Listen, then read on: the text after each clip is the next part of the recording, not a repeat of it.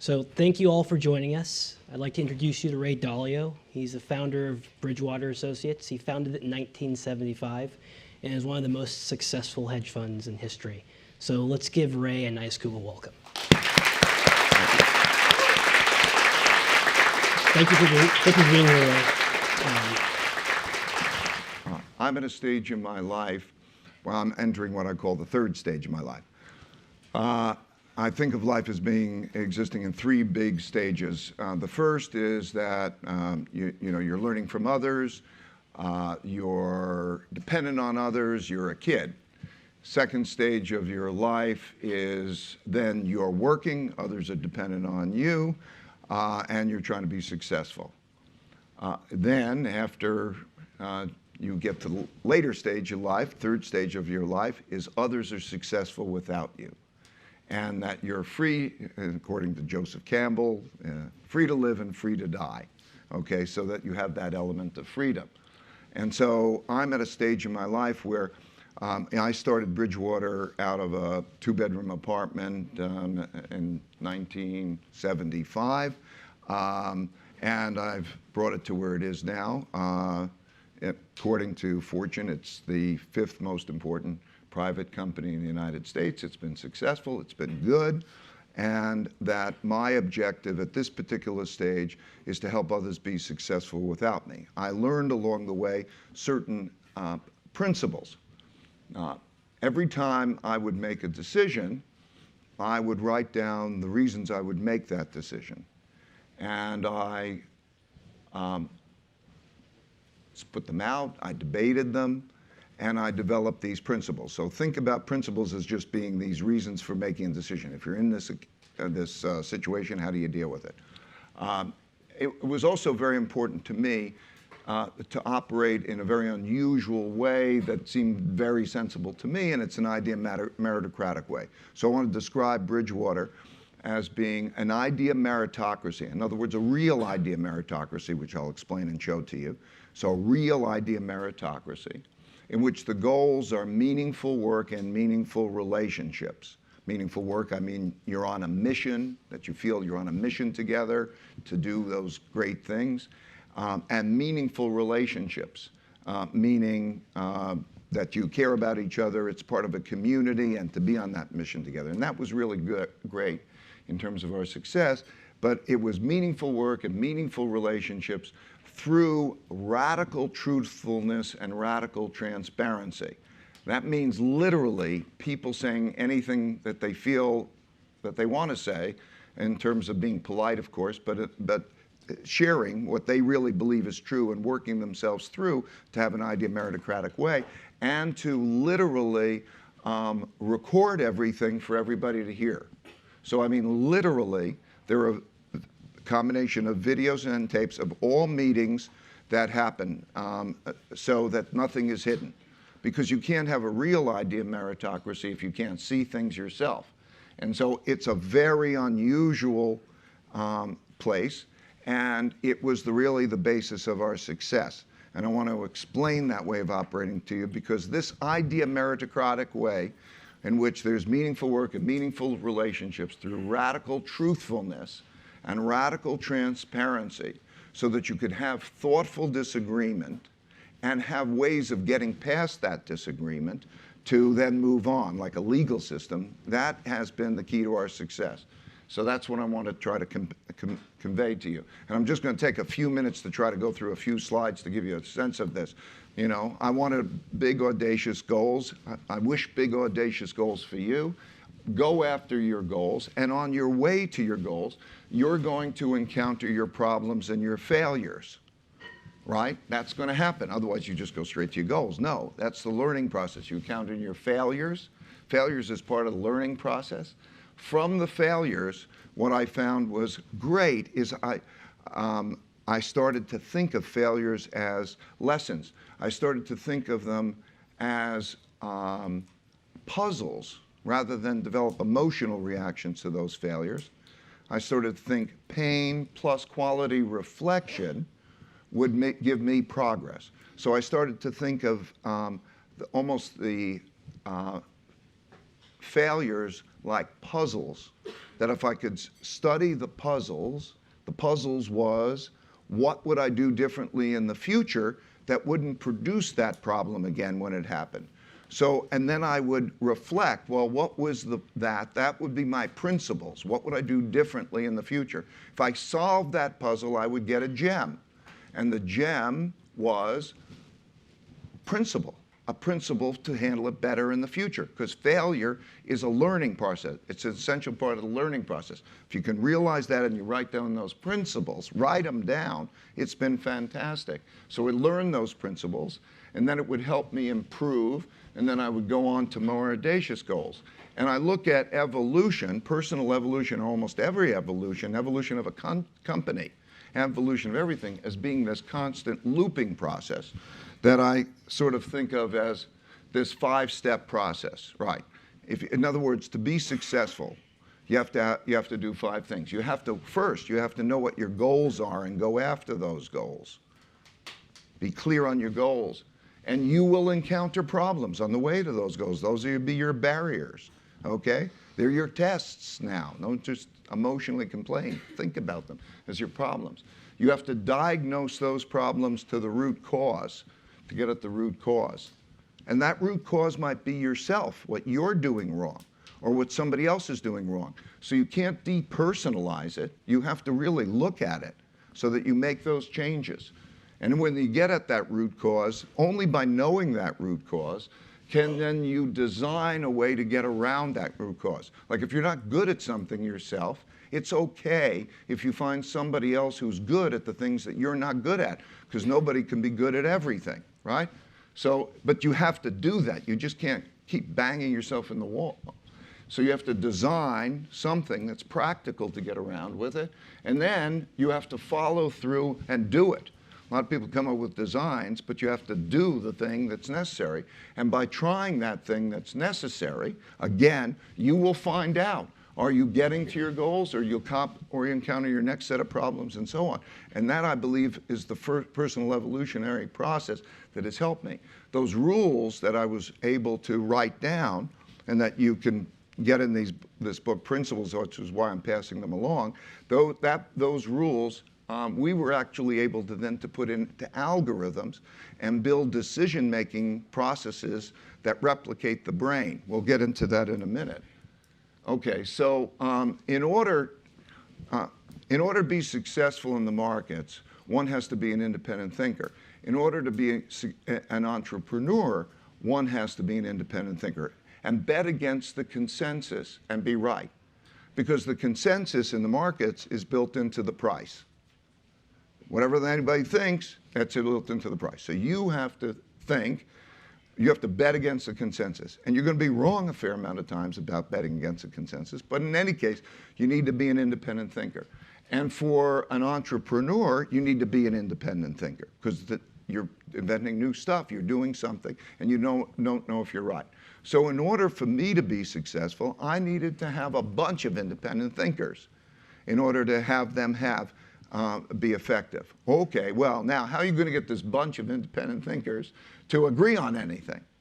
Okay, I had to have an idea meritocracy. In other words, I had to have a system that literally systematically allows for thoughtful disagreement so that these idea meritocratic people could then get at the right answer, because that's fantastic. If you can have that thoughtful disagreement to get at the right answer, it's very powerful. By having that and then systemizing it, principled systems, a system for having thoughtful disagreement, for an idea meritocracy, we could produce greater amounts of successes. We also produced failures, but we would look at that way, produce our learnings, and that produced, as a result, happy employees who really believe in this idea meritocratic thing and own the company, intellectually and otherwise own the company.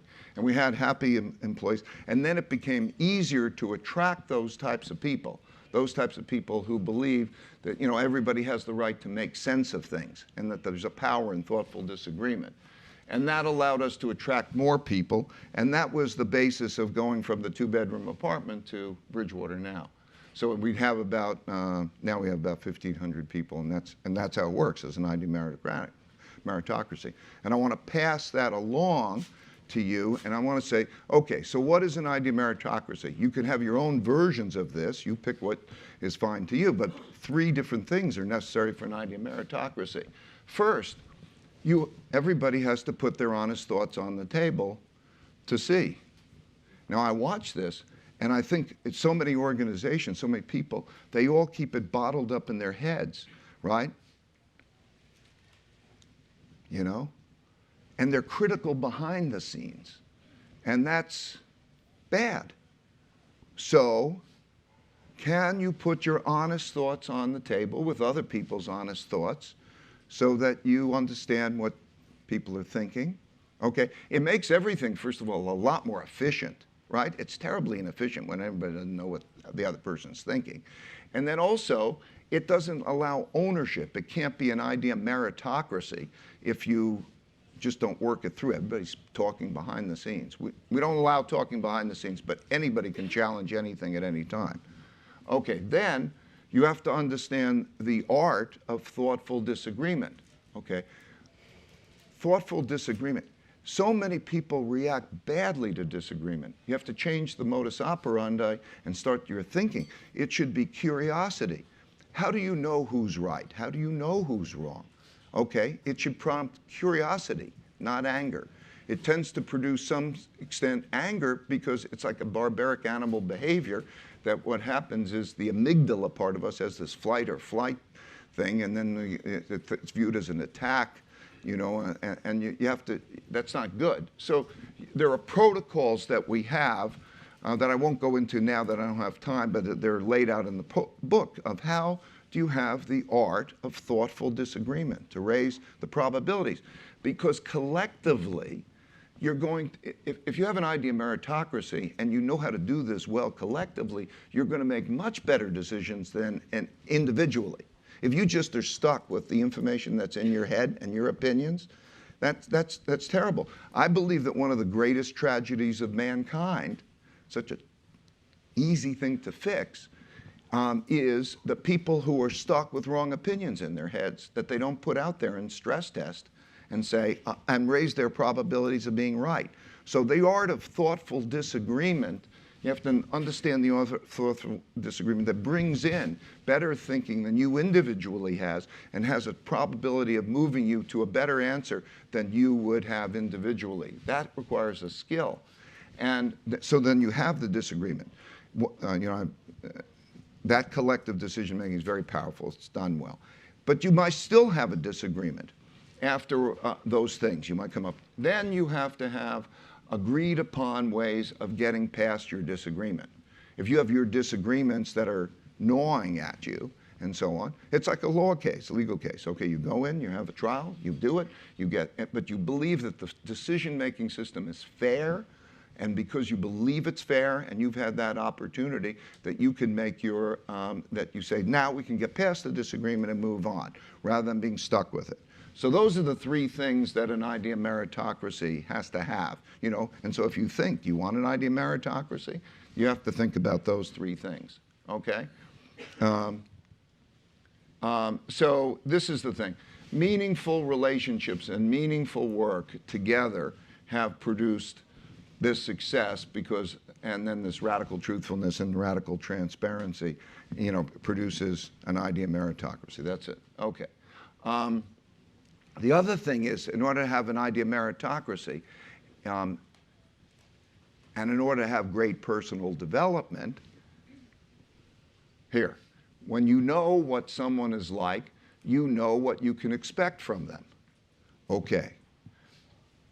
Can you talk about what people are like? Can you deal with really getting at what people are like? Do you know what you're like? Or are you going to hide those things and not talk about those things?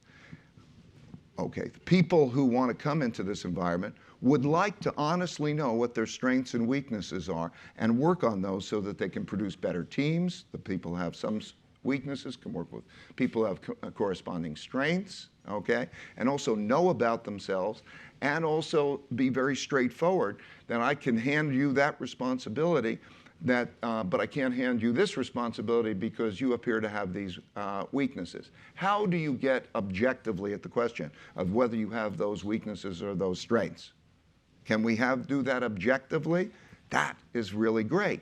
So this is an important element that has been fantastic for us, and I'll give you a sense. So this is just making the point that, you know, on a job, quality is needed, then what somebody is like, and the goal is to eliminate that.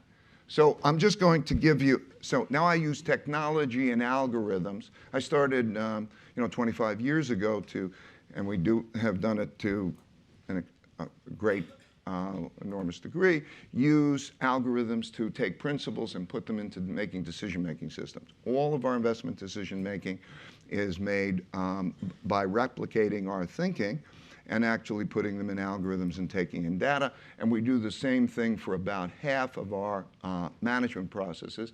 And I do believe that we're on the path that we will have algorithmic, idea meritocratic decision-making done by algorithms that can see everything and that can make better decisions than individuals stuck in their heads. And because you can specify the algorithms, so everybody could see the algorithms, everybody could see the criteria, and they can evaluate the merit of the criteria. But to just give you a little sense of that, what I want to do is just show you a little clip of one of the tools that we use, and it'll give you a flavor of what we're doing. Okay, so who can hit the clip? In order to give you a glimmer into what this looks like, I'd like to take you into a meeting and introduce you to a tool of ours called the dot collector that helps us do this. A week after the US election, our research team held a meeting to discuss what a Trump presidency would mean for the US economy. Naturally, people had different opinions on the matter and how we were approaching the discussion. The dot collector collects these views. It has a list of a few dozen attributes, so whenever somebody thinks something about another person's thinking, it's easy for them to convey their assessment. They simply note the attribute and provide a rating from 1 to 10. For example, as the meeting began, a researcher named Jen rated me a 3, in other words, badly, for not showing a good balance of open-mindedness and assertiveness. As the meeting transpired, Jen's assessments of people added up like this. Others in the room have different opinions. That's normal. Different people are always going to have different opinions, and who knows who's right? Let's look at just what people thought about how I was doing. Some people thought I did well, others poorly. With each of these views, we can explore the thinking behind the numbers. Here's what Jen and Larry said. Note that everyone gets to express their thinking, including their critical thinking, regardless of their position in the company. Jen, who's 24 years old and right out of college, can tell me, the CEO, that I'm approaching things terribly. This tool helps people both express their opinions and then separate themselves from their opinions to see things from a higher level. When Jen and others shift their attentions from inputting their own opinions to looking down on the whole screen, their perspective changes. They see their own opinions as just one of many and naturally start asking themselves, how do I know my opinion is right? That shift in perspective is like going from seeing in one dimension to seeing in multiple dimensions. And it shifts the conversation from arguing over our opinions to figuring out objective criteria for determining which opinions are best. Behind the dot collector is a computer that is watching. It watches what all these people are thinking, and it correlates that with how they think. And it communicates advice back to each of them based on that. Then it draws the data from all the meetings to create a pointillist painting of what people are like and how they think. And it does that guided by algorithms. Knowing what people are like helps to match them better with their jobs. For example, a creative thinker who is unreliable might be matched up with someone who's reliable but not creative. Knowing what people are like also allows us to decide what responsibilities to give them and to weigh our decisions based on people's merits. We call it their believability. Here's an example of a vote that we took where the majority of people felt one way, but when we weighed the views based on people's merits, the answer was completely different. This process allows us to make decisions not based on democracy, not based on autocracy, but based on algorithms that take people's believability into consideration. Yep, we really do this. And so that you could see believability weighting. So let's imagine that you have data on everybody so that, you just don't go walking in a room and everybody's got an opinion because, and without actually thinking with some element of score, who is more likely to have the better opinion? Because there's a certain dynamic. You put, I don't know, 10 people in a room and you're going to get one of two things. You're either going to have idea merit, you're going to either have autocratic decision making. In other words, everybody feeds their opinions, and then the guy who is responsible for that then says, okay, here's my decision based on that. That's more normal. Sometimes you'll go around the room and what does everybody think, and then there's a notion to a consensus, and that's not so good either. What's best, what I did, because I really don't know that I have the right answer, I really don't, running the company, the reason I did this as it was out of need.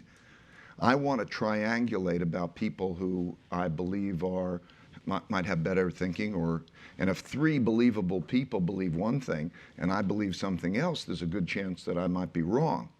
And also, what am I going to do? What about for them? So I like to have these believability scores that is accumulated by data and other people's thinking of who is better and worse at different things. And then people can change those scores or take those into consideration. And that's what believability weighted decision making is, because it helps the idea of meritocracy. Okay, so that's what we do. We'll go to the question and answer. The important thing here is to talk about idea meritocratic decision making. However we choose to do it and whatever tools we use to get at that is really of subordinate importance to the idea of how do you have that idea of meritocratic decision making.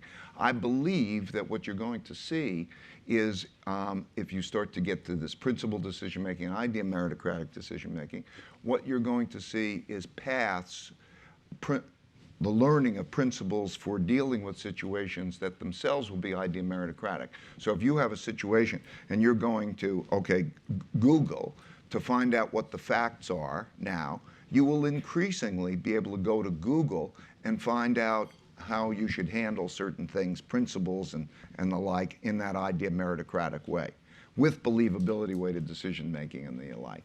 So I want to throw that out there and then we'll have our conversation.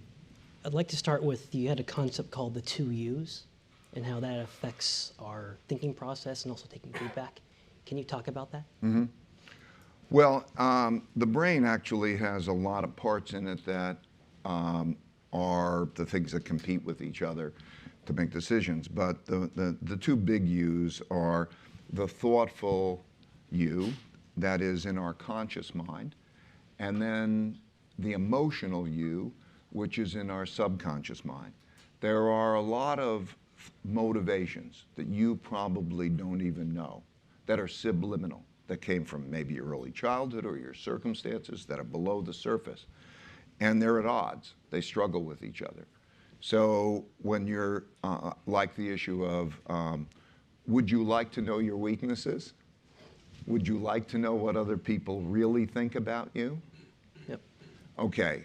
Intellectually, you would like to know those things.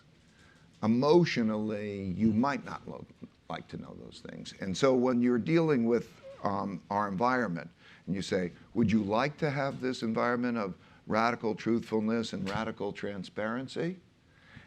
Almost everybody intellectually says it, and when they're going through it, they say it, and you see them also struggle with their emotional selves as they're going through it until they readapt. And when they start to readapt and they say, knowing what's true is good, and yeah, now I know my weaknesses and I know what other people are thinking about me and I can approach what to do about it, then they sort of make a transition to the other side. So we have that are 2 U's that lead to struggles like, disagreement. Disagreement and finding it emotionally difficult. It's curiosity. Why shouldn't it be a joy? But we have that emotional thing that we have to struggle. So that's the two U's. And what are some tips that people can help themselves get through the two U's issue to make them more resilient to feedback? Well, there are a number of things that are in the book. First, I think, let me answer it before I go to that particular one. Whenever there's conflict, I recommend that you go to a higher level, one level up. Whenever you have a disagreement, just sort of go to one level up with the person that you're having the conflict with, or even yourselves when you have a dilemma, and look and come up with an agreement of how you should be with each other. In other words, let's say you and I have a disagreement. Okay, rather than being caught in the anger of that disagreement, to go above and you should say, how do we disagree? How should we disagree? Form a contract of how you should be with each other and make that a practical modus operandi. That's what we do, and then there's also then the ways we do it. So the ways we do it are certain things. First, to know that decision-making is a two-step process. There's first taking in, and then there's deciding. The capacity to take in the other person's point of view. The noticing how your body is reacting, noticing how you are reacting. Am I having my heart rate rise? Can I pause? We have something like the 2-minute rule. Said, can I have two minutes? Then that person has the 2 minutes to say what they want. Having those kinds of protocols, there are a number in the rule explained in the book, where there's curiosity, where there's not blocking. You know, somebody in a discussion will do a lot to block the taking it in. So these protocols, I won't go through them all, but those protocols, having those protocols in place that you practice are fair. I have created an app called a dispute resolver. Okay, so when anybody has a dispute, you push the button, and there's a path in the dispute resolver. It's explained in the appendix to the book. All the tools are. And it describes procedurally what one does, depending on the level of the dispute. Like a very common thing is if you and I have a dispute, one of the simplest things to do is for you and I to mutually agree on a mediator. Yep. So we agree on a mediator and move forward. Some others might be matters of principle and almost progress as like legal cases. What's your evidence? What's this? And who is the judge? Now, when you have this dialogue and discussion about feedback, and it might turn into a tense situation, like with disagreement, are there mediums of exchange that you prioritize? Because I see some people who will go towards email, but when you use email, you miss tone and content and context. As a generalization, we want the person to find the medium of exchange that they're most comfortable with, because there are pros and cons to each. Like some people in the moment feel that they're not as spontaneous in the moment, or they may be more introverted, and they think that they won't present themselves the best in a person one-on-one discussion, so that they would prefer by email to say, listen, I'd like to lay out my thoughts, hear your thoughts by email, and then have that opportunity to have the back and forth. Some people would like to do it other ways. The important thing is that they just agree on what's most effective for them. Excellent. Now, let's say an organization goes through a calamity and there's a trust issue in the organization. How does the company go about rebuilding the trust within employees? Well, again, I think radical truthfulness and radical transparency is the means of doing it. What I did, what my experience would be, if you have radical transparency, so literally every crisis I was in, every situation I was in, I would have a camera in that discussion as we looked at the pros and cons of the issue. So everybody could see that the pros and cons of the discussion. So you know there's no spin. you have a trust issue if it's hidden behind the scenes, I think, and with that radical transparency, so everybody could see. Just imagine what it would be like here, okay, for whatever issue, that you could see how people are making decisions, literally, weighing the pros and cons and seeing how they are real. And it could be anything from the top of the organization to just even somebody firing somebody else, so was it done well? That radical transparency, and then coming out of it and writing principles as to why did you handle it that way, and then putting those principles out so that everybody could debate that principle or look at that principle, not in an enormous time-consuming way, but in an effective way. So, and then having an idea meritocratic way where you look at that and you say, okay, that decision was made that way, maybe that's not the way I would do it, but I now understand the thinking behind it. Because if you don't have that kind of thing, then there's alienation. If you don't have trust and you don't have an appreciation, then increasingly you build an organization in which there's a we and them, you know? There's those people who are making the decisions and you don't really understand it, and you just have to sort of go along with it, and then that becomes a source of tension, and then there are factions and all that, and there's no resolution. You have to have resolution and get past it. So, you know, the radical truthfulness and the radical transparency brings trust. It also means that bad stuff, it's tough for bad stuff to happen, because bad stuff happens in the dark. It's true. Right? Yeah. You have to make it radically transparent, and everybody can bring it up, then everybody owns it. Radical transparency is a very effective tool in terms of building trust and putting things to the light. Believe me, none of this is perfect, but it's certainly been miraculous for us. Excellent. Why do you think organizations aren't going towards radical transparency? First of all, I think that they inevitably will. I mean, you must know that it's so easy to collect data on everybody. So everybody's going to know what everybody's like. And then the question is, who's got the radical transparency? Yeah. And then what are you going to do with the radical transparency? You're going to make what you're doing with it radically transparent?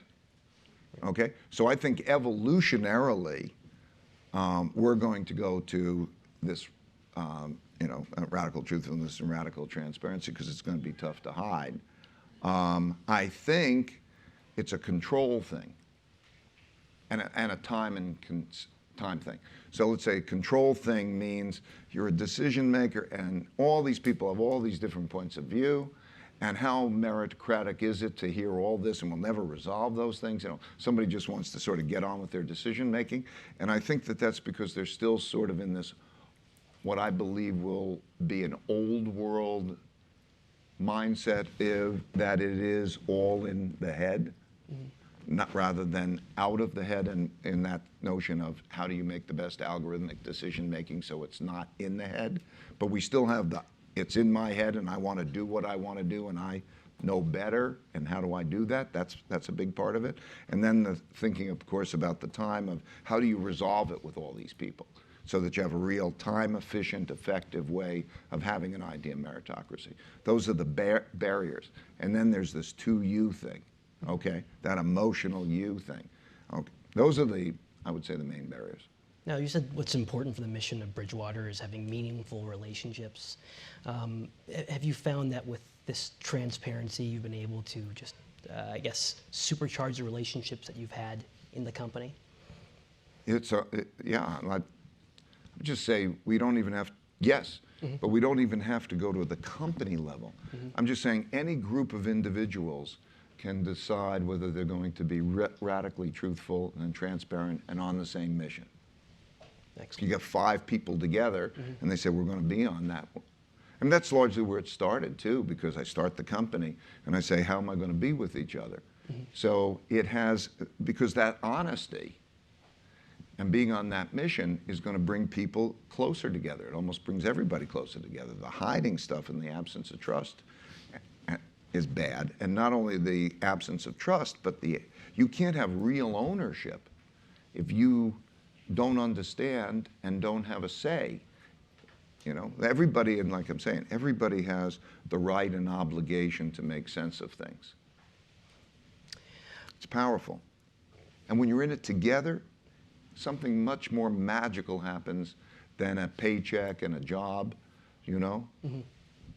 Now, when you've created your principles, has there been processes where you said, maybe this principle worked at this point, but now we need to reevaluate it? Constantly. Because, like you, so I guess I want to describe it.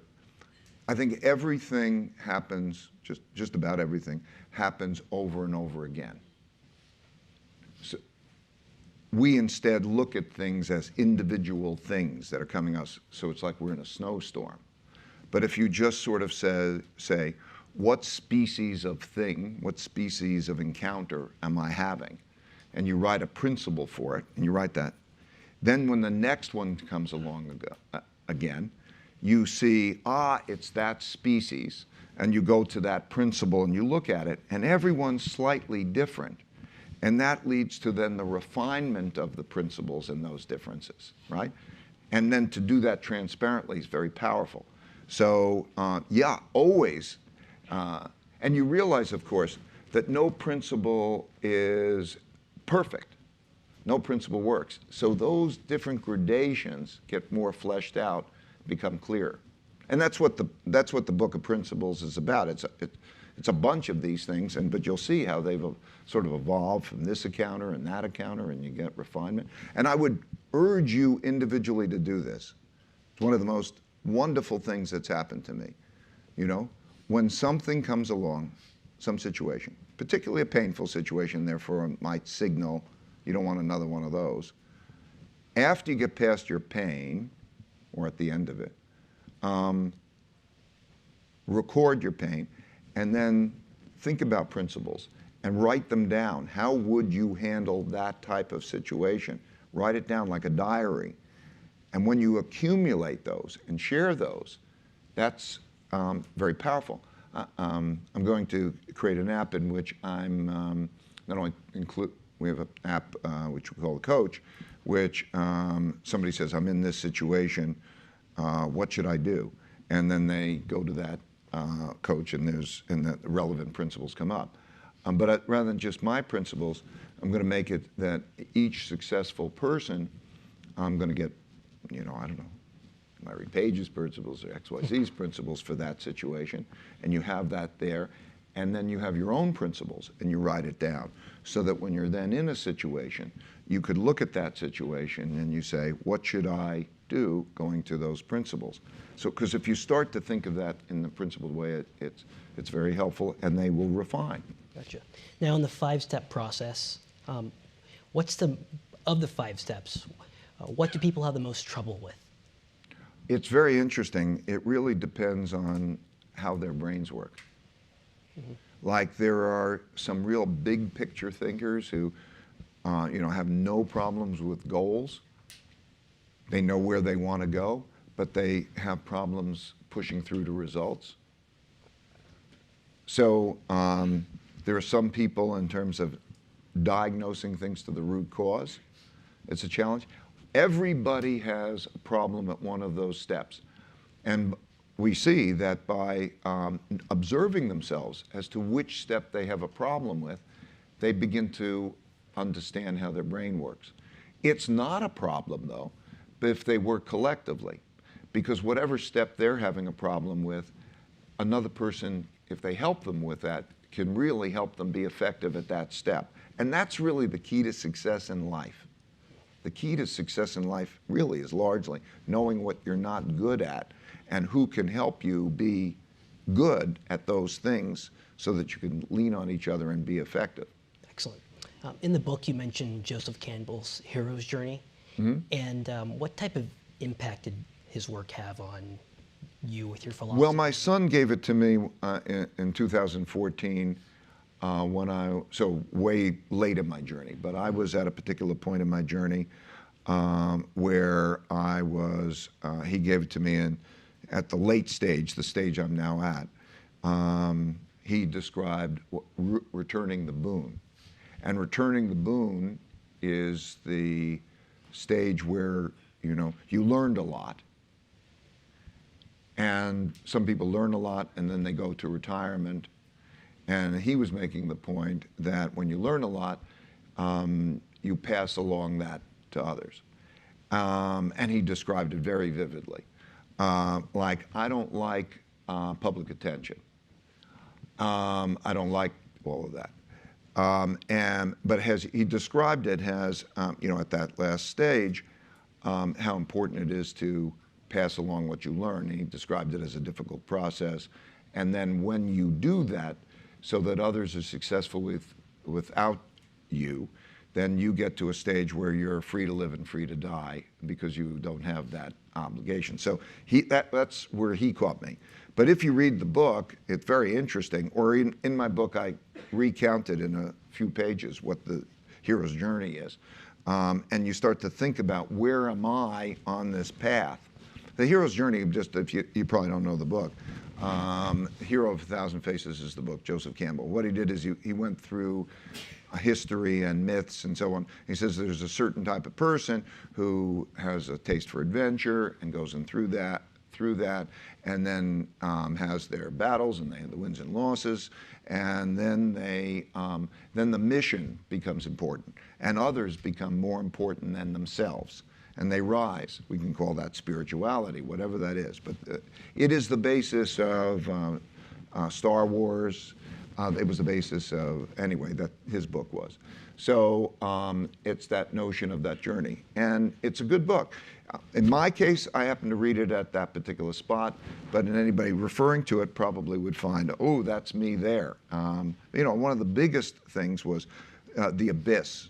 What is your abyss? There will come a time that you are going to have a terrible situation and you're going to, miserable. And how you reflect on that situation, and whether you have a metamorphosis, a change, a personal change. Me, in my case, happened in 1982. I was dead wrong, and publicly dead wrong in the markets. I don't know if I take the time to tell you the story, but okay. You have the floor. Oh yeah, so I formed Bridgewater in 1975, and I had a small company, and I analyzed, and I had done calculations that American banks had lent to emerging countries a lot more money than those countries were going to be able to pay back. And as a result, we were going to have debt defaults and a debt crisis.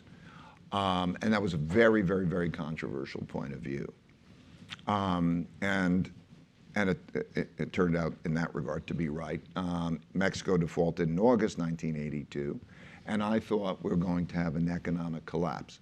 So I received a lot of attention. I was asked to testify at Congress to explain the situation. I went on Wall Street Week, which was a show of the time, and I believed that we were going to have this economic collapse. That was the exact bottom of the stock market. Exact bottom of the stock market. I could not have been more wrong. Not only was I more wrong, I lost money. I lost money for me. I lost money for my clients. I was so broke that I had to borrow $4,000 from my dad to help to take care of my family. It was a very, very painful mistake. But with reflection, I would say it was one of the best things that happened to me, because it shifted my mindset from thinking I'm right to asking myself, how do I know I'm right? It gave me the humility that I needed to balance with my audacity. It changed my approach. I had a metamorphosis. And so, and each person is going to have their own particular challenge that way. And so what I'm saying is, like in Joseph Campbell, that abyss, he describes that experience as you're in the abyss. And then do you have the metamorphosis? And that metamorphosis is kind of like a humility and a worry that you might not get it right, and how do you get the best triangulation? That's motivated the idea of meritocracy, bringing the best independent thinkers to work together. So that's what that's like. So anyway, it's a good book. Excellent. Now, we know a lot about your principles, but as far as your father and your mother, what type of principles did they teach you? Well, my dad was a jazz musician. He worked late at night. He was when I think about him, he was a strong, capable man who I didn't see much of because he was playing a lot at night and he would stay there. But in later years, we got closer. And my mom, loved me to bits. I had memories, lots of memories of her. So I was very fortunate in that I had a mother who loved me, and a dad who had strong character and creativity. I mean, I remember him, in his 80s, he wouldn't let the snow stand in the way of driving. He'd get out and shovel, and he went through World War II and that kind of thing. So and he was a good man. So I had those role models, and that's what it was like. Excellent. And we talked about this earlier.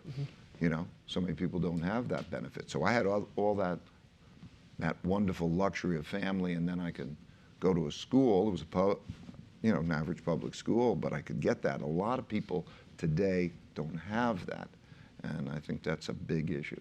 Maybe we can transition there, because we were talking about the psychological wealth of having a good family, but then there's that economic component, and you've been talking a lot about wealth inequality and populism, and I thought maybe you could talk a little bit more about that here. Okay. Yeah. Look, this is not an ideological, I just want to be clear, as I look at this, I look at the practicality of it and so on. And I'm dealing with economics. And there's a mechanics that is, as a result of this, leading to two economies. So they're hidden in the economic numbers, the averages. If you want to go on LinkedIn, I wrote 2 pieces that you might find interesting on LinkedIn. I divided the top 40% from the bottom 60%, the majority of people, and I looked at what is the economy of the majority of people like.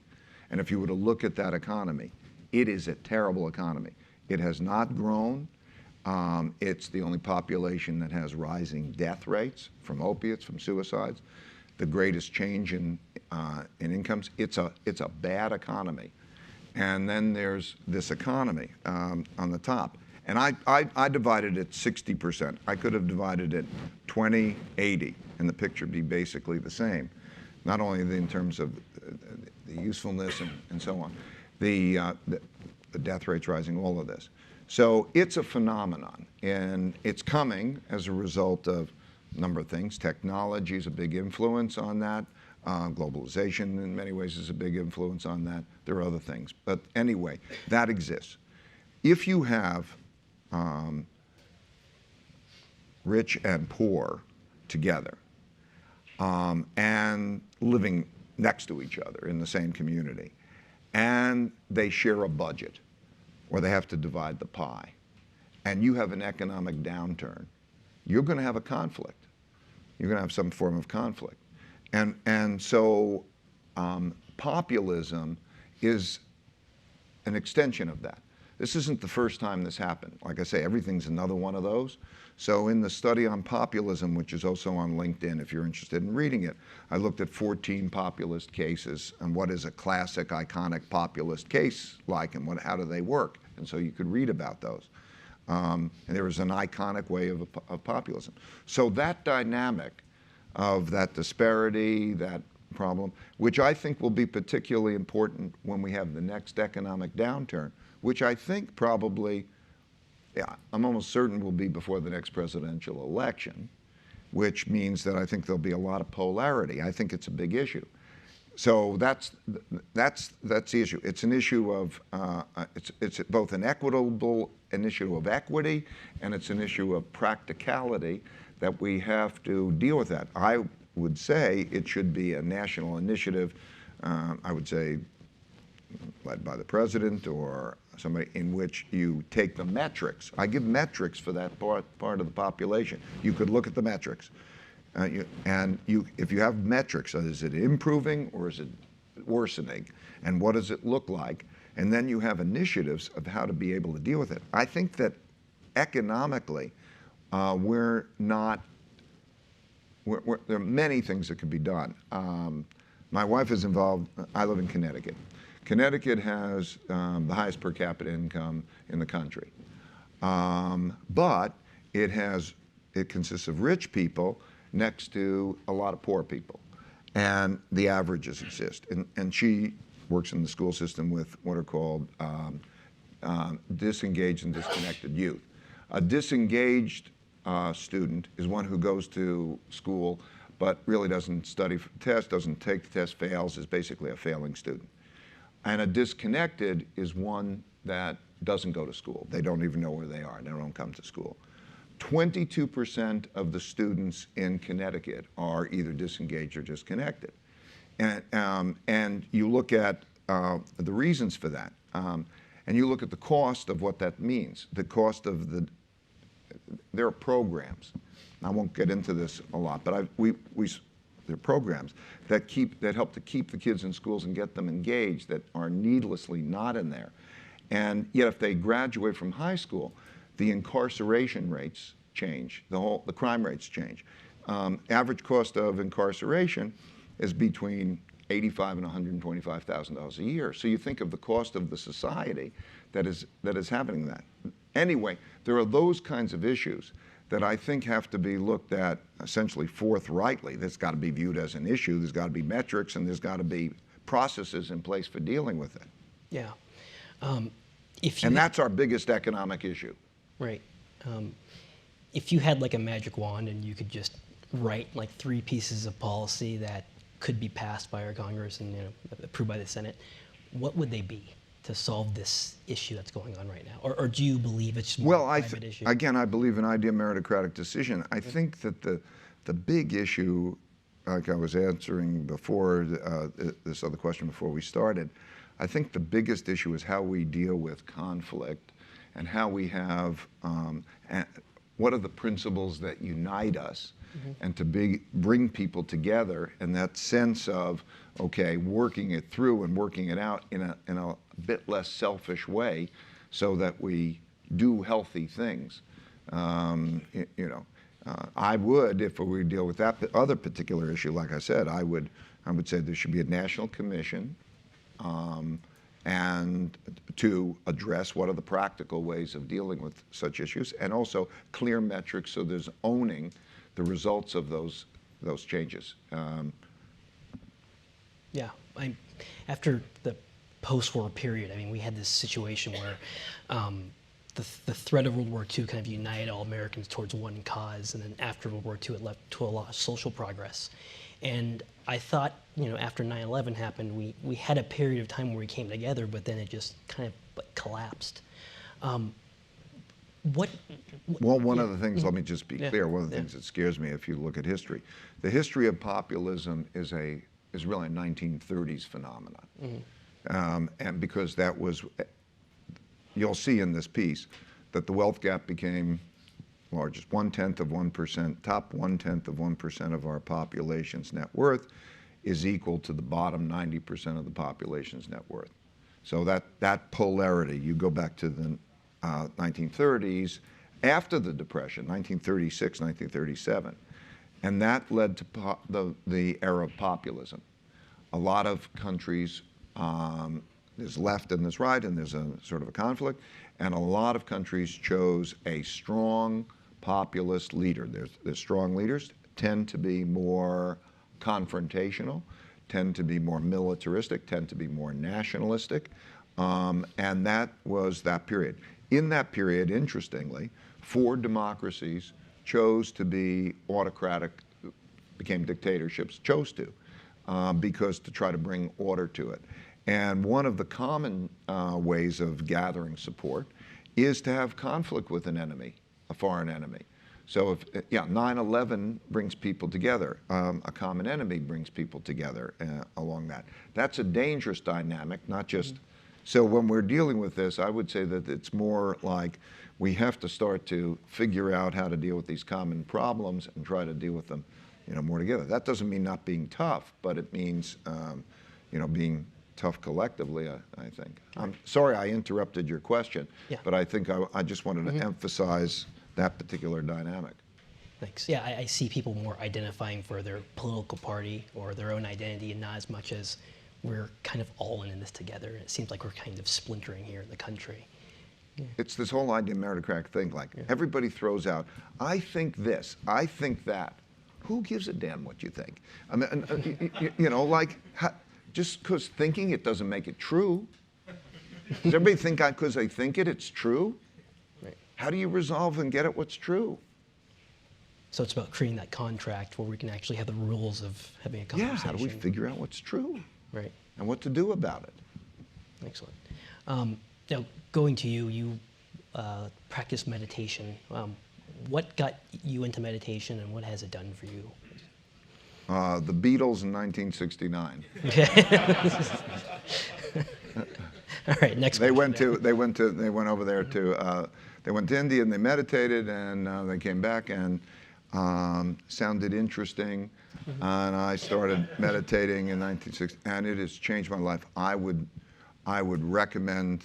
I do transcendental meditation. There are all sorts of different types of meditation that I think. It has changed my life.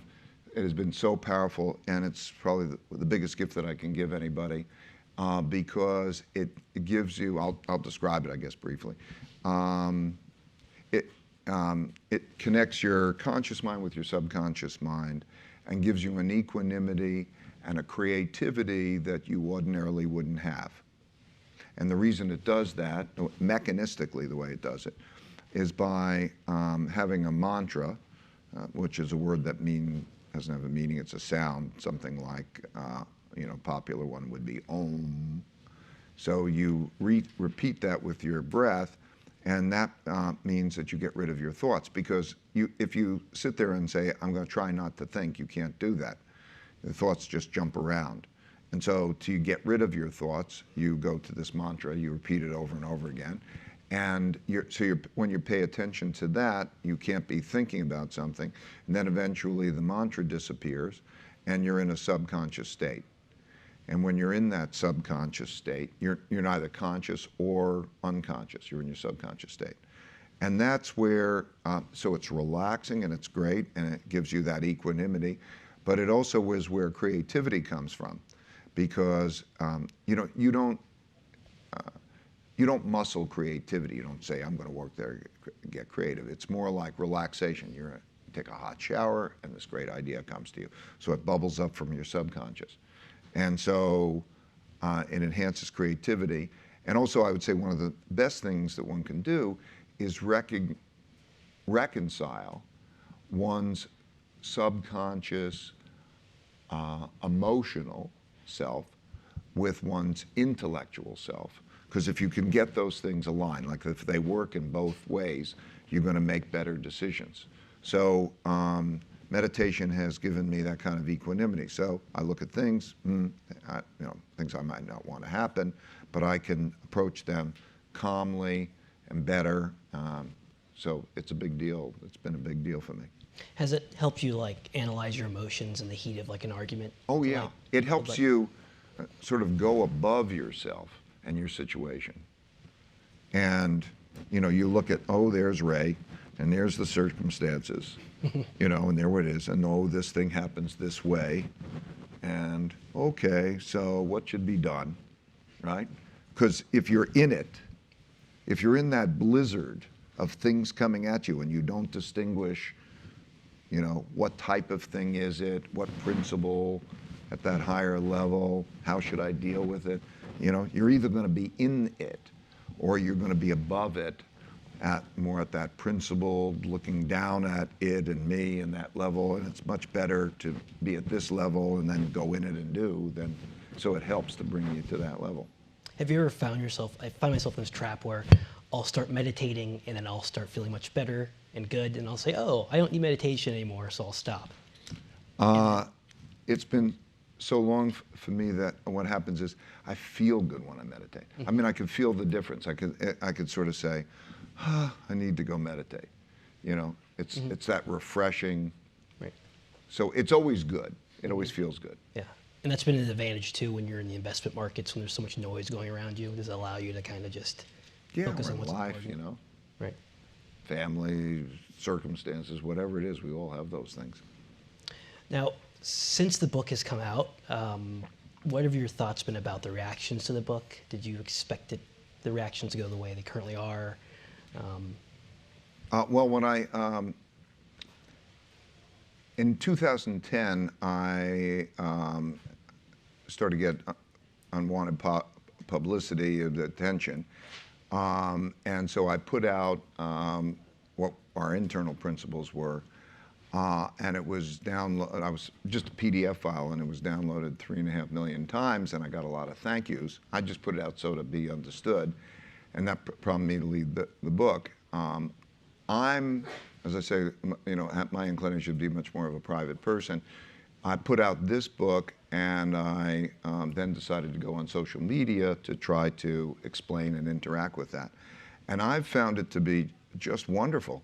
What I'm finding is that I'm finding it's having a big impact. People are giving me, you know, thanks. They're asking questions about it. It's having my desired impact of passing along that what I wanted, and I'm actually really enjoying the interactions on social media because it has a certain personalness, even though it's impersonal. So it's good. You know, I feel good about it. Excellent. Now, the apps you mentioned in the book, when are you planning to release those to the public? I don't know, 6 or 9 months or something like that when they're all ready. Yeah. Yeah, I'd like to make them available for everybody. Excellent. So we're going to take audience questions now. So if you have a question, please go ahead and jump on the mic. Thank you so much for coming. I really enjoyed your commentary about kind of the secret of life and like finding your blind spots. And when you talk about that, it reminds me of like our own Project Oxygen. And we talk a lot about like a lot of the same principles you have in terms of making decisions. So how do you address that? Because I think one way that we address it is through like diversity. I'm sorry, address what? Finding your blind spots, right? So I think versus like using consensus as a way to measure believability and correctness. So like how do you I guess balance those two things, like having everyone having a consensus about an idea versus making sure you have a truly comprehensive range of opinions. Okay. What you want is the smartest people, most demonstrated believable people who will then disagree with each other and disagree with you about what the best path is. You don't confuse consensus as everybody. Don't make the mistake of thinking that a lot of people have valuable opinions when they may not. So you want to try to get to what is the most valuable ones, and you want to try to identify that. So just like if you were going to, a medical problem, and you think, okay, well, what should I do about my medical problem? You don't want to ask just your friends. You want to find out who are the most believable people who will disagree with you and and each other. So you find I gave the health case in there in the book about, okay, you find this doctor, you find that doctor, and you have them who argue. But one of the greatest ways of going through this type of triangulation is if you get really capable people who will argue with each other. If you have the triangulation about what to do, that'll probably give you a good indication, okay, well, that might be the right thing to do, and you'll learn. And when you don't have triangulation, that's where the interesting learning really becomes, because if you hear two sides of an argument and you hear that debate, you're going to, and then ask your own questions and so on, you begin to probe and you get a richer understanding of the subject matter than you ever could have, and then you can come to that level and get that. So I'm not arguing consensus decision making. I'm arguing believability weighted decision making. Believability weighted decision making means finding out in various objective ways in a particular community who would be more reliable and not, and then go all into the room and have the believability weighted decision making made. That is a most effective approach. So I don't know if I've answered your question. I guess it's hard because subjectivity is, and I think especially in this era of like social pressures, like I actually think there's kind of three U's, right? There's our you, and then there's the intellectual you, and then there's kind of the pressures of like, who should we be, right? And I guess it's hard when you have something subjective. How do you know that it's something that's it's kind well, of the abstract, first thing you have to do here is say, do you want to find that out? How are you going to create your idea meritocratic decision making? Will you not compromise it? Because if you are convinced that you must operate this way, you will find the solutions, okay? You're not probably, almost everybody is not really on that path. You just tell me it's hard, okay? In the book, I'm giving you structure of literally the things that we're doing. Okay, there's a lot that you can go and just follow that because you said, I can't compromise that. But as long as you're going to keep saying, people say it's going to be hard to have idea meritocratic decision making and have thoughtful disagreement and do these things, believability weighted decision making, you won't have it. And you'll be losing the competitive advantages. So do you, in your gut, do you really need it? Do you really want it? That's the most important question to answer. Yeah, I think it's good. I think it sounds like you base that value of like wanting that truth, and that's how you kind of come to a comfort of this believability metric is dynamic and rigorous. Find it out, figure it out, and get it. Only goal. Next person. Right, thanks for your book. I listened to it in the audiobook version, and your voice is very familiar now. One of the things about transparency that you talk about, you argue that it's great to have it, and you give just one exception that kind of itched me when I read it or listened to it, which was sharing the compensation information from the employees, and you gave arguments why that wouldn't work, but I could use the arguments for transparency against that, so I was wondering how you approach that. Okay.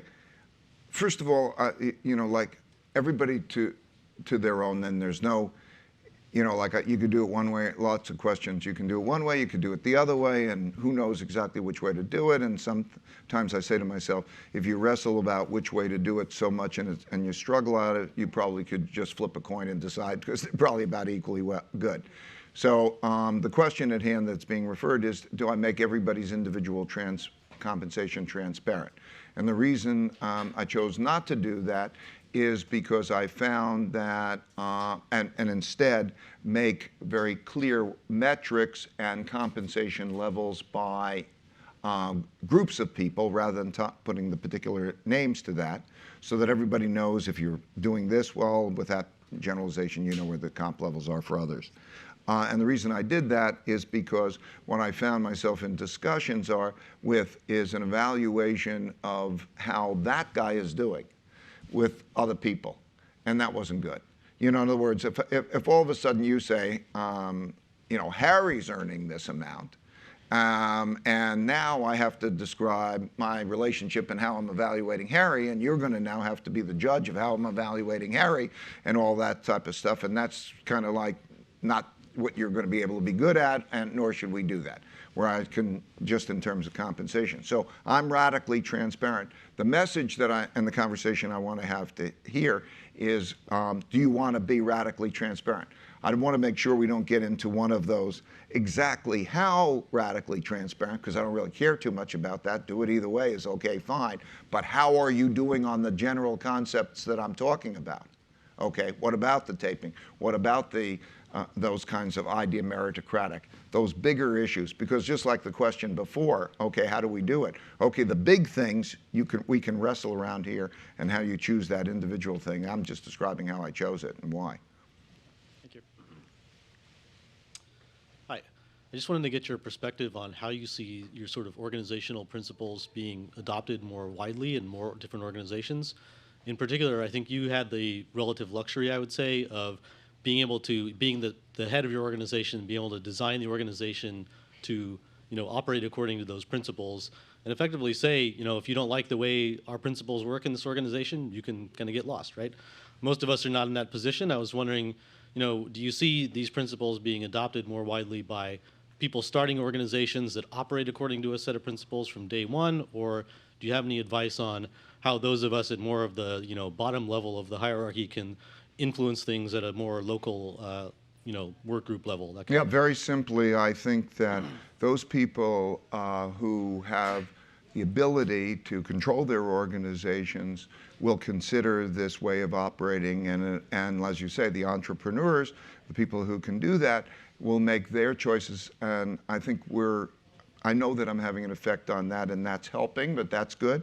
But people who don't, then will start to think about the choices that they have as to where they work, right? You can come to some environment that is more idea meritocratic and one that's less idea meritocratic, and you got a lot of choices. And so for the people who are running organizations, that's also something that's attractive to being able to attract those people. You have to know what your personal values are. For me, I could not work in a place in which I didn't have the opportunity to make sense of something. If like those young people that criticize me, that is the way it should be, right? In order to do that. And I could not work there. For me, it would be just like eating shit. I couldn't do it.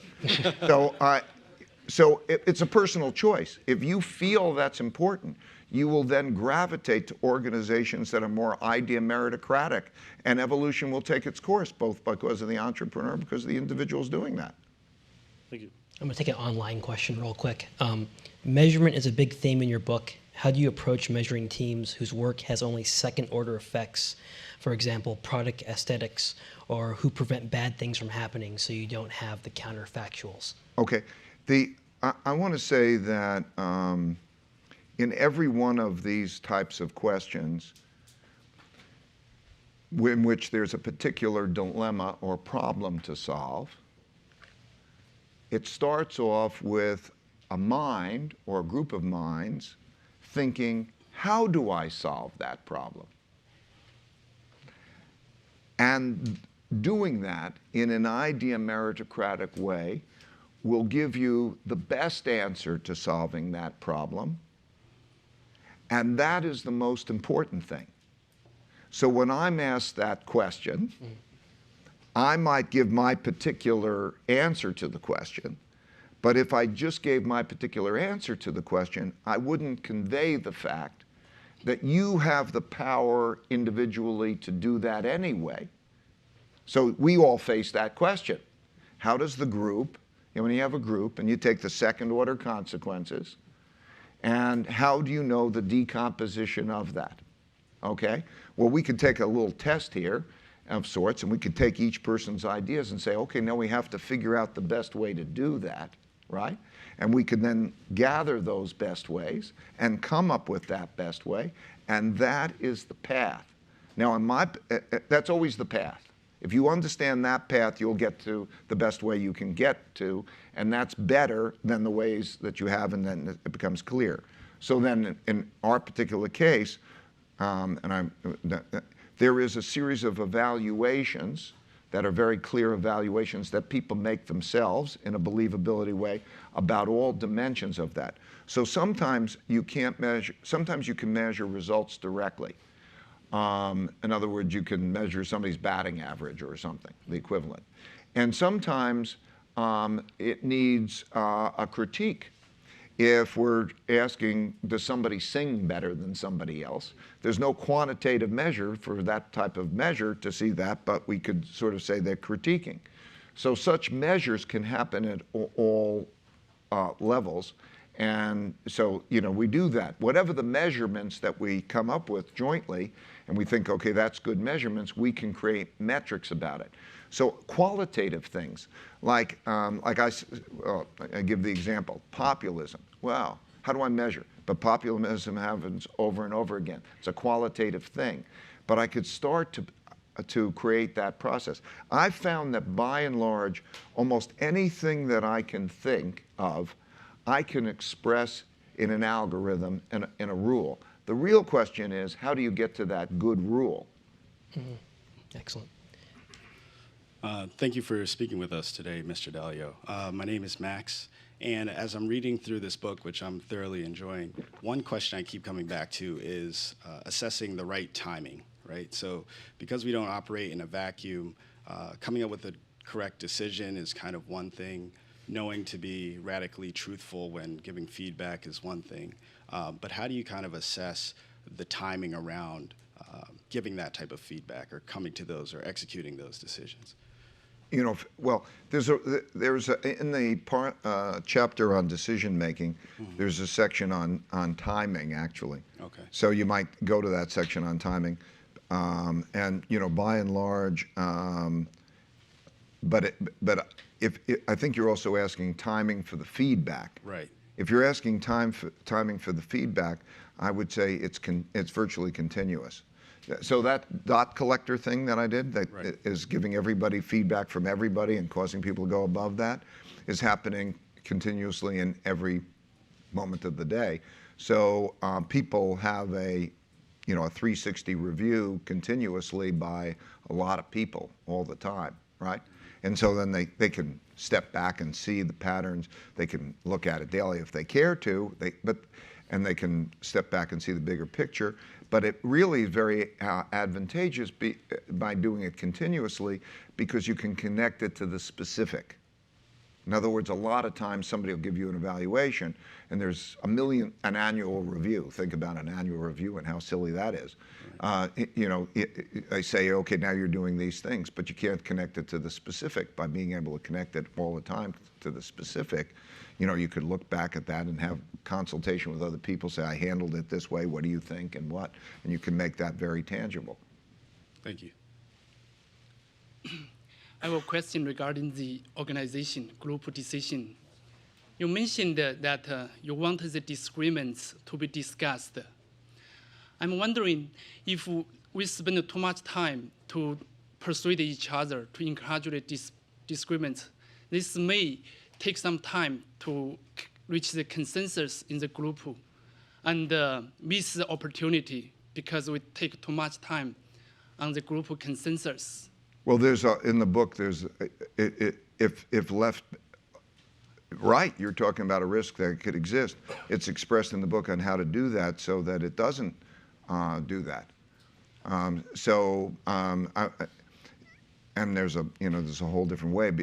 But the important thing here is to explore quickly that notion of how you should make the decision, because I find, since everything happens over and over again on a particular case, if you get down to a very clear way of how you make the decision effectively, you'll be able to move past it. I find that the inefficiency of organizations in which people argue endlessly and don't resolve it is a terrible thing. But you need the protocols, you need the tools.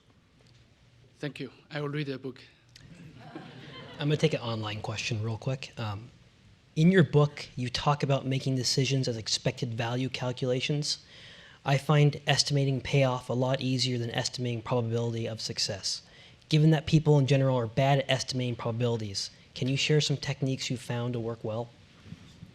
Well, one of the things that I found valuable was if I write my decision rule out, depending on the nature of the decision rule, I can test how it would have worked in the past and get some sense of it.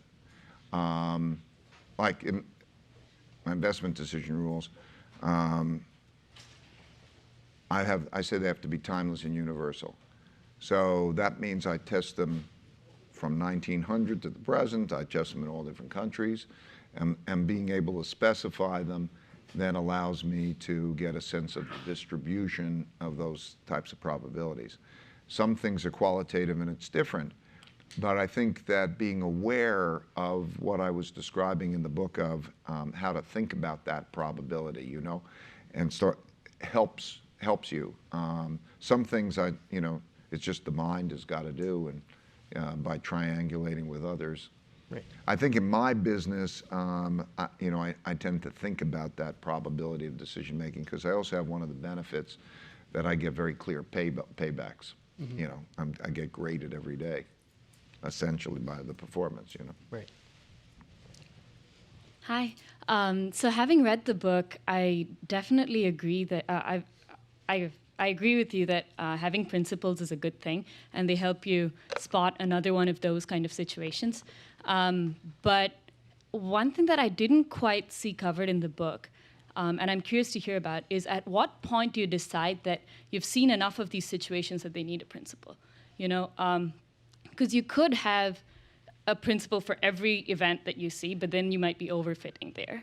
On the other hand, you could wait for too many of these, at which point, you're probably overgeneralizing. So I think principle? my experience is it's just like a big thing comes along, and do you start there? Okay, now do you have that? So it's And then okay, now you're doing it. And now another big thing comes along, and do you have one for that? And if you do that, then you'll find out whether you're getting to too small stuff. But you probably won't have a problem with the too small stuff because you'll be struggling with the big stuff. So I have, I don't know how many principles are in the book actually, but anyway, a few hundred. And the reason was because I needed each one. What you find is when you encounter something again, then you start to, is it a sub-principle, is it another principle, and you get them organized. But just the way I did it was,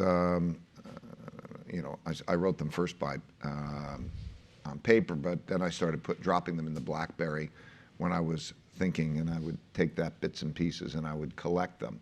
Just your thoughts. So just start collecting them. Make sure you do it with the big ones. And yeah, you don't have to do it with everything. It's the size of the event. Thank you.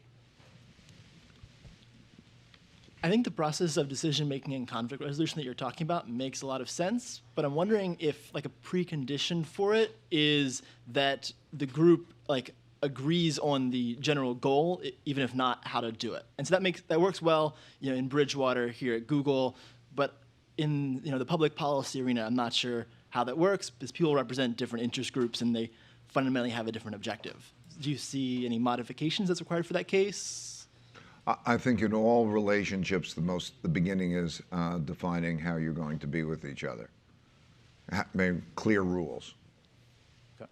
So Bridgewater's rules are different than Google's rules, which are different from the government's rules. Then within any organization, there are subgroups that can decide how we're going to behave with each other in a way that doesn't conflict with that. So I would suspect that, I don't know, if I was president of the United States, I would have an idea meritocratic way that might be different than Donald Trump has, who might be different than somebody else has.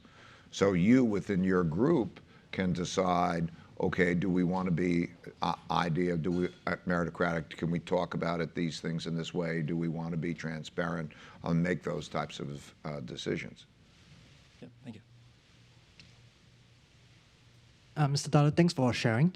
My question pertains to the DOT system that you mentioned, right? So you seem to have calculated the believable score for a person, right, over time of collecting information to help you with decision-making process. Has there been your DOT system been proven wrong where you calculate, say, someone's believable score to be very low, when over time it's been shown actually this person is very believable in his, has that been shown? Well, but I think the way, I think of it more like the way that you're sort of semi-describing it.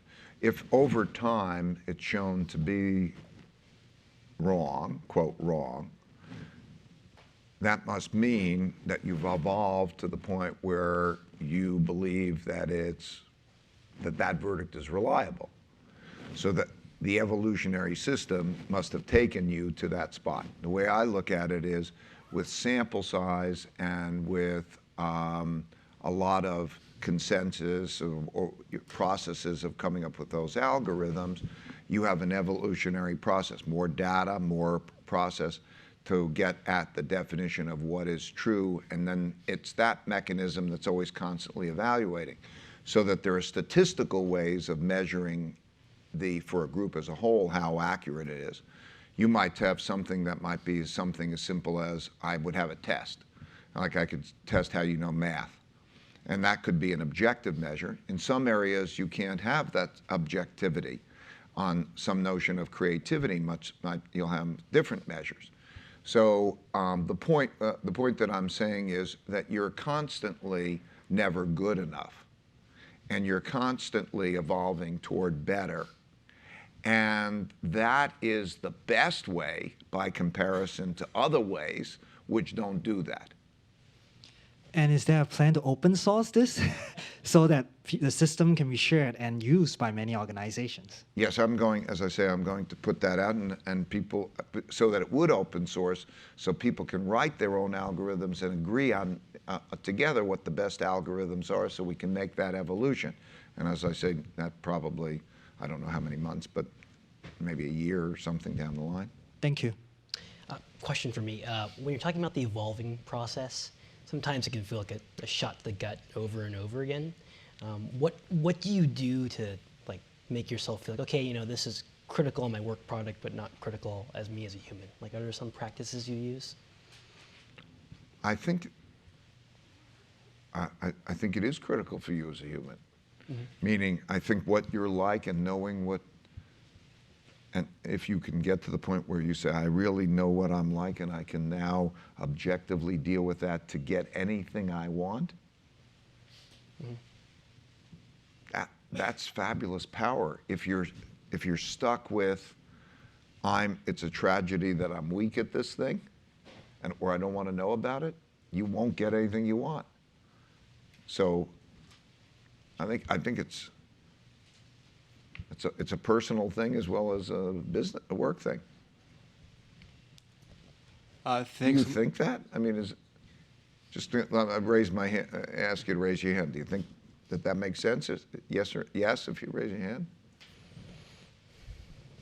Okay. No. Yeah.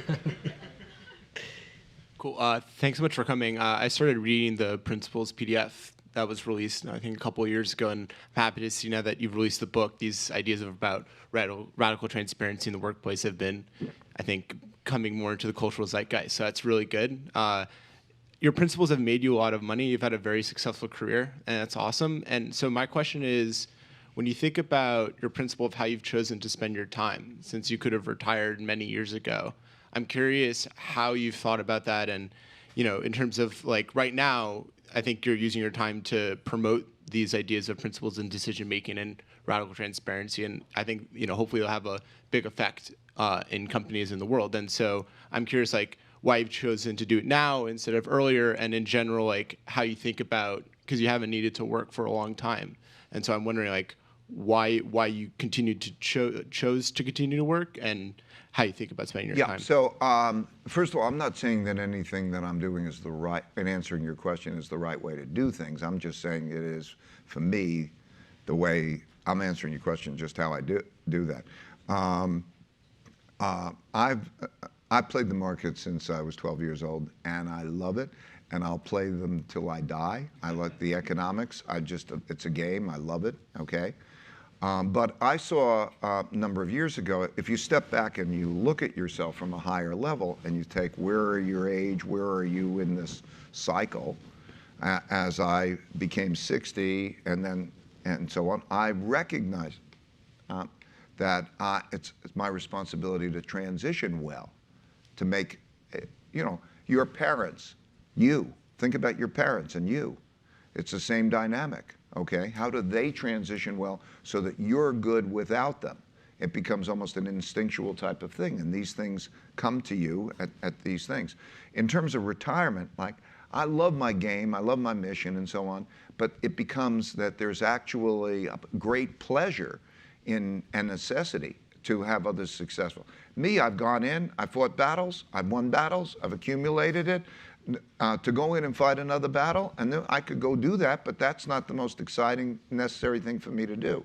So the most exciting, necessary thing for me to do is to pass those things on, and that's what I have to recognize as my responsibility. And just like I described it, when Joseph Campbell, and I read this, says it's totally right. Peace for your parents will come when you're good without them and everything is fine. That's true.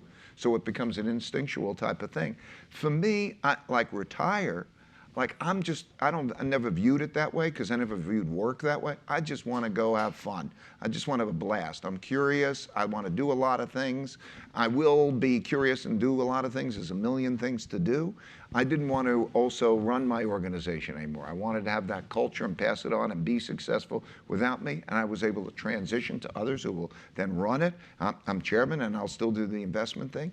But whatever it is that excites you out of free choice and no longer obligation. I don't want to be obligated. Obligated is also a sense of responsibility. So I want to handle my responsibilities well and then be free of them. Those are the things that motivated me. Cool. Thank you so much. I'm going to take an online question. Ray, how do you address the tolerance paradox in an organization? While striving for radical transparency, you may have some people who will argue views that undermine open discussion. Well, I'd want to know what the views that undermine open discussion are, what the merit is, and find out why would you not have that open discussion? I don't understand that. Maybe is it a time constraint? Is it some other thing? I'd have to see what the impediment to the open discussion would be. Mm-hmm. I'm interested in reading the book, but I'm just curious, what's your believability score at Bridgewater? I have the highest believability score of the company. But it depends on what. We rate different levels of believability for what. So I'm referring to the general score. Okay, that's not determined by me, but anyway, it is determined in other ways that would be objective. But if I take a whole bunch of areas, I have much worse believability scores. There are many who have much higher believability scores in different areas. So it has these something like 60 different believability scores. Thanks. Hi. Thanks for sharing all the principles that you've acquired over your lifetime. So thank you for that. My question is slightly off topic, and I don't know if I'll have another opportunity to ask this question in person, so I'm going to ask you anyways. I'm a big believer in value investment, and my beliefs have been kind of formed by reading of the books by Ben Graham and Sadiq Klarman. But until recently, I read the book by David Swenson, and he mentions that the biggest determinant in portfolio returns is not stock picking, but capital allocation. And I'm wondering what's your views on that? Thanks. Well, because I think what he's referring to that when he distinguishes stock picking, he's referring to within an asset class, the individual securities chosen as distinct from the differences when he says capital allocation, he's referring to the different types of asset classes. I presume that that's what he's referring to in that way, and that's correct. In other words, the average stock is 60% correlated with the average other stock, so there's a high correlation of stocks. They will go up and down together. And because of that, you're going to, it almost past a certain point, doesn't matter how many stocks. I cover that, by the way, in the book in terms of the math of literally how, if I take anything that's 60% correlated and I put more than 10 in, the marginal benefits of diversification are virtually nil. So that you're going to have the stock market or something like that. And then some alpha is the deviation relative to that. Whereas if you have an asset class, different asset classes, they'll behave very uncorrelated with that. And so portfolio construction based on capital allocation, as he calls it, is very important in terms of saying that's really the key, most important thing, because of the nature of the correlations of those pieces to get that balance right. Thank you. Thanks for the book. It's great. What is Bridgewater's midterm 2-year economic outlook for the U.S.? I think that I think we're going to have a lot of stimulation into a lot of profit growth, a lot of stimulation into capacity constraints, and that's going to raise interest rates. And then there's a sensitivity to those interest rate changes. It's going to put the Fed in a particularly difficult position, other central banks around the world in a particularly difficult decision. And so and I think that probably as you get later in the year, you're going to start to see the question of how does interest rates or Fed policy affect the markets as a general thing, and when that will become negative, when that's a problem. Because we're coming into the end of the cycle, late in the cycle. There's a cycle and there's capacity limitations and stimulation. And as you go late into the cycle, it's never, the Fed never, central banks never get it exactly right. And that's why we have recessions. We always have recessions. You can't get away from them when that balancing act becomes difficult. That balancing act will become increasingly difficult at the end of this year and the beginning part of the next year, and it will be manifest probably in market behavior. And then in terms of then the downturn, the economic recession, because we always have them, it probably maybe later part of that 2019 or something along those lines, but I can't be, it would be something like that. Great, thanks. Mm-hmm. Thank you for coming. I appreciate My your pleasure. talk and presentation. One question that I had was, I know that Bridgewater's been producing investment theses since the beginning, and I know Investment what? Theses. Theses, yeah. Yeah. And Principles, yeah. Mm-hmm. To what extent are you willing to, and maybe this is a request rather than anything else, are you willing to open those up, also possibly past ones and previous examples? I did a 30-minute video called How the Economic Machine Works, which if you haven't seen, people think is it. And so it exemplifies how I think it's going to be helpful and not harmful to Bridgewater for conveying economic principles and market principles in general. We will not get into our exact algorithms that are going to, that we would say would lessen our ability to do what we do well. Of course. So, but there'll be, I'm writing a book, Economic and Investment Principles, which will, I don't know, it might be 18 months or so out there. I'll look forward to it. Thank you. Well, thank you, Ray, for joining us. I think there are three. You know your timeline. You're the boss. We'll see if we can do it offline. But thank Okay. you very much for joining us. We really appreciate it. You wrote an excellent book, and I hope everyone goes and grabs it. It's phenomenal. Let's give Ray a round of applause. Thank you.